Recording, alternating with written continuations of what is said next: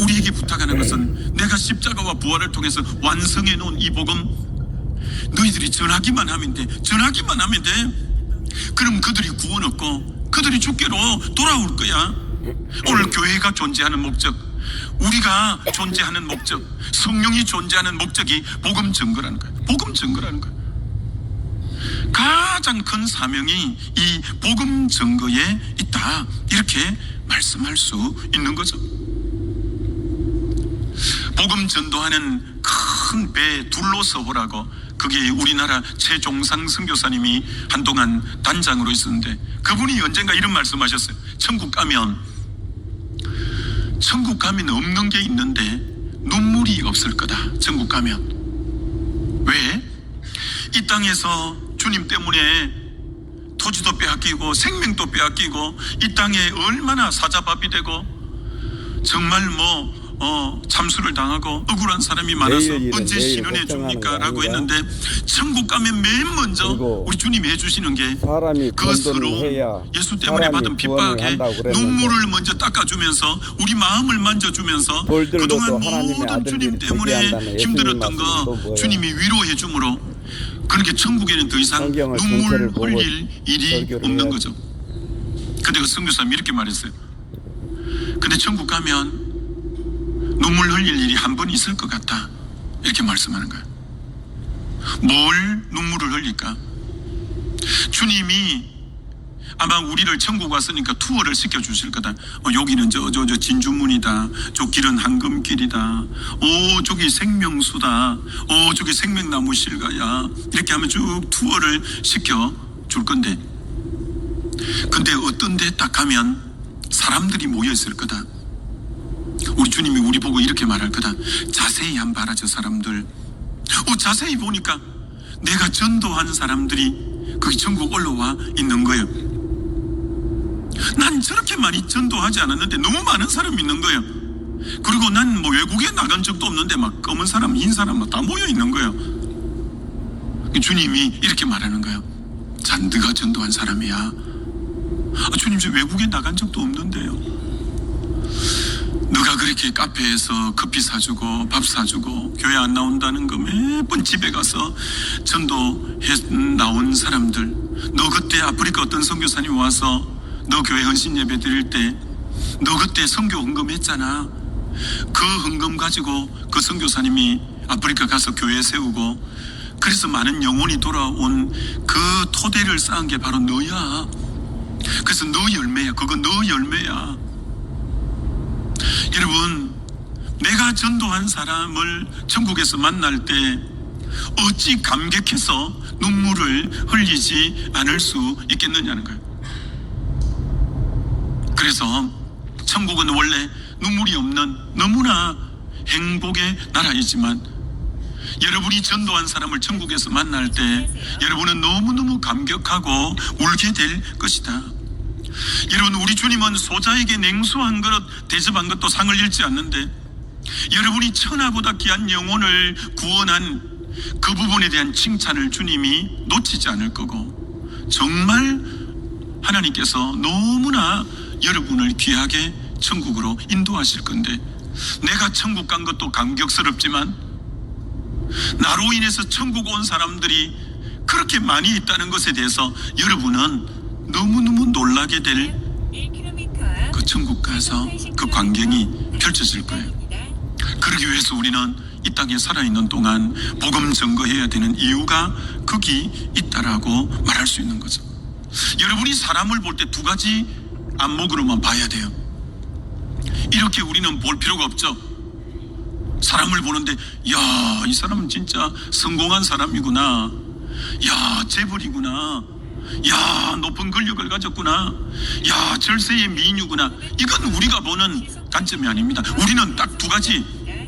사람을 볼 때 이 사람 예수 믿고 구원 얻은 사람인가, 이 사람 예수 안 믿어서 구원받지 못한 사람인가, 우리는 그 둘밖에 우리 눈에 안 보여야 되죠. 아무리 성공한 사람 같고 대단한 사람 같아도, 이 사람 속에 예수 생명이 없구나. 야, 이 사람 불쌍한 사람이구나. 이 사람 구원 얻지 못한 사람이구나. 여러분이 가슴을 쳐야죠. 그것 때문에는 우리가 봐야 될 것은 구원 얻은 사람인가? 구원 얻지 못한 사람인가? 라는 측면으로 사람을 봐야 돼요. 이런 창세기 6장부터 9장까지는 노아 홍수 사건에 대한 기록이죠. 여러분, 노아 방주 마지막 문을 닫아 넣으신 분은 하나님이에요. 노아가 방주 문을 닫지 않았어요. 너무 커서 노아 힘으로는 못 닫아요. 여러분, 방주의 문이 항상 열려 있는 것은 아니라는 걸 아셔야 돼요. 하나님의 때가 되면 방주 문이 닫히면, 문이 닫히고 난 상황에서 문 아무리 두드리면서 문 열어주세요, 문 열어주세요, 물이 차올라 옵니다, 문 열어주세요 라고 해도 여러분, 구원받을 때가 있어요. 회개해야 될 때가 있어요.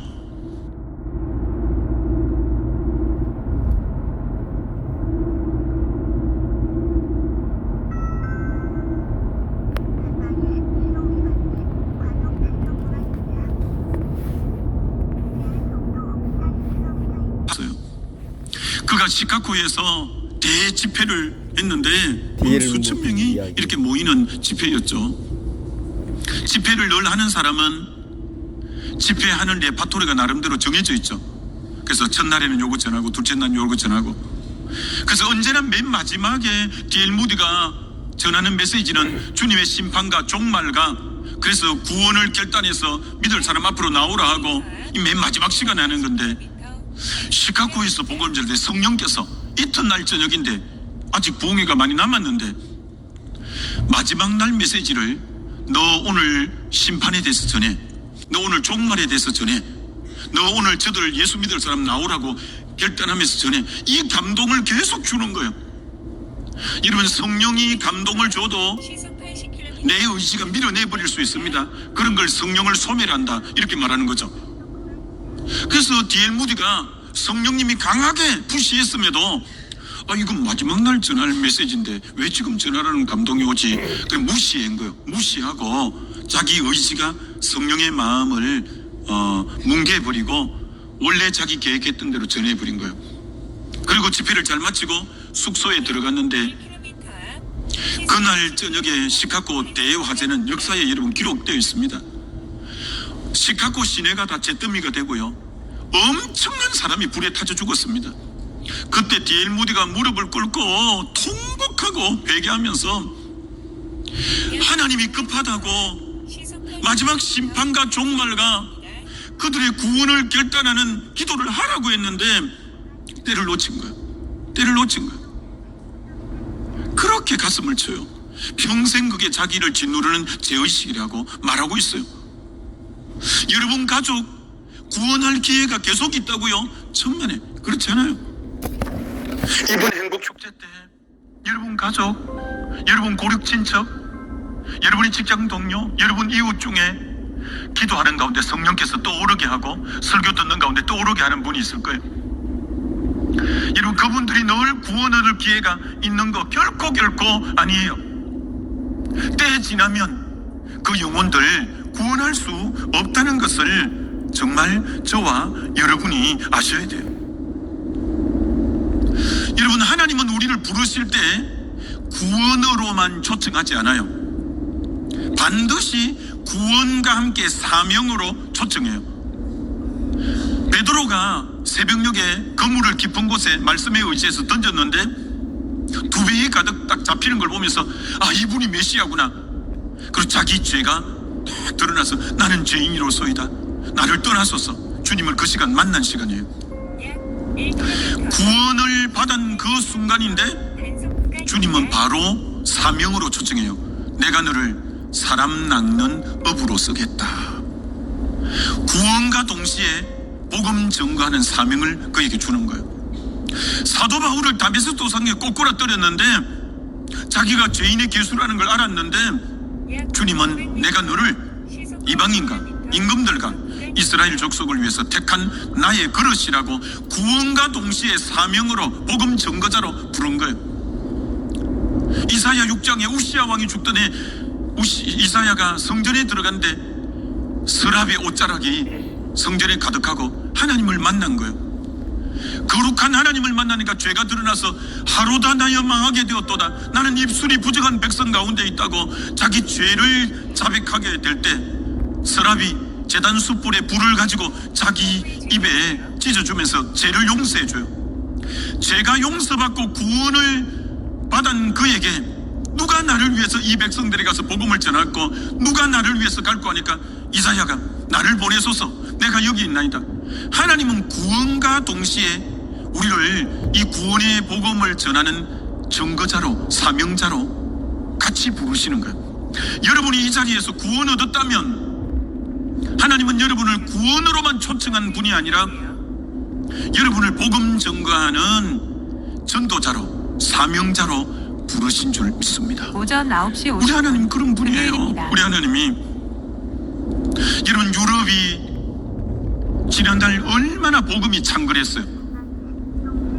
얼마나 우리나라에 좋은 선교사를 많이 보내고 그랬어요. 그러니까 지금 다 쇠퇴하였어요.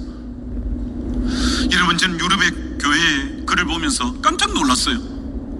유럽의 교회가 쇠퇴할 때 교회가 뭐 했냐면은 사회 봉사활동, 사회 구제사업, 사회 사업들 많이 했어요.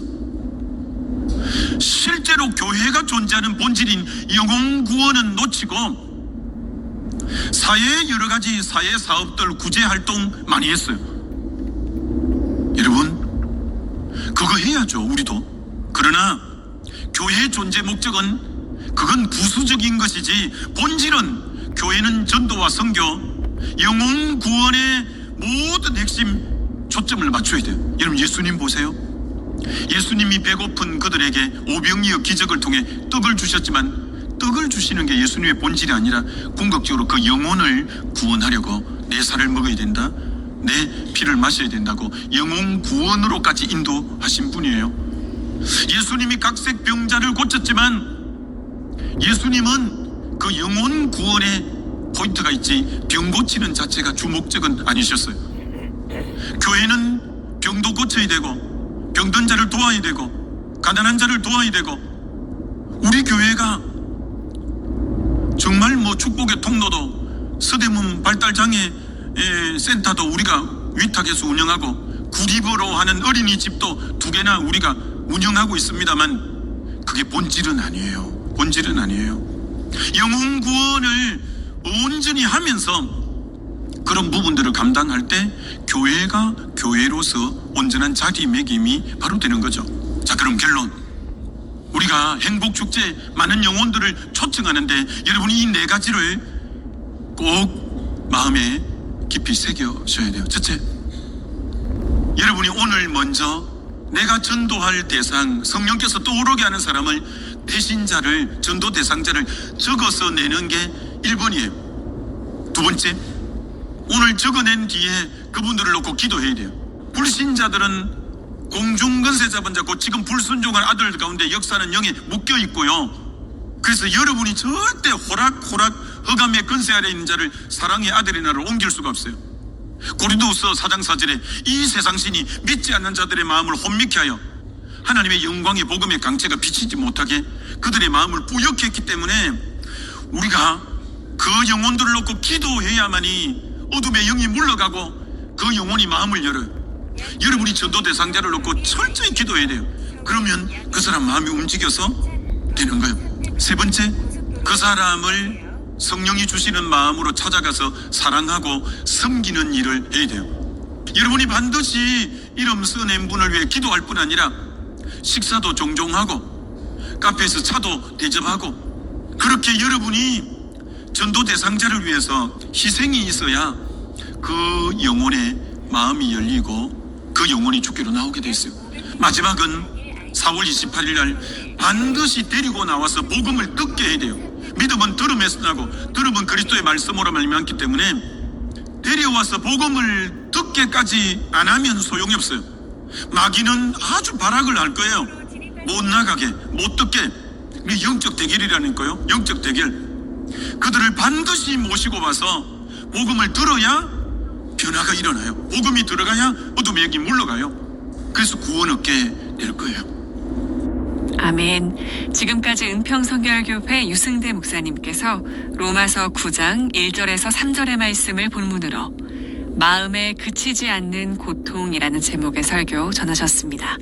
이 방송 들으시고 신앙생활에 도움받기 원하시는 분은 02-383-0071번, 02-383-0071번 은평성결교회로 문의하시기 바랍니다. 저는 잠시 후 2부에서 다시 올게요.